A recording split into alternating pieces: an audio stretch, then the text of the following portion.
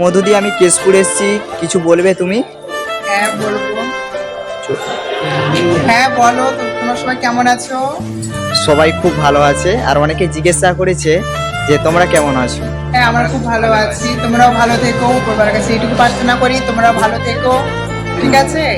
হ্যাঁ, আমাদের ভিডিও যদি ভালো লেগে থাকে তোমরা লাইক কমেন্ট শেয়ার করো, মানুষের পাশে থেকো। তোমরা যদি আমাদের পাশে থেকো, আমরা তোমাদের পাশে থাকার সবরকম চেষ্টা করব, ঠিক আছে? তোমরা আমাদেরকে সহযোগিতার হাত বাড়িয়ে দাও, আমরা অবশ্যই তোমাদের কাছে দুহাত তুলে আমরা দান করতে আমাদের সুবিধা হবে।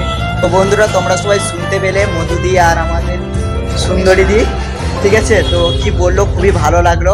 এইভাবেই এই দিদিদেরও পাশে থেকো, আর দিদিরাও সবার পাশে থাকবে।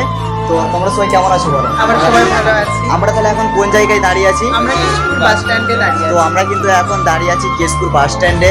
তো কেশপুর বাস স্ট্যান্ডে আসলেই এই দিদি ভাইদেরকে পেয়ে যাবে, ঠিক আছে? তো এই দিদি ভাইরা খুবই ভালো, ঠিক আছে? দিদি ভাই বাই, টাটা করে দাও।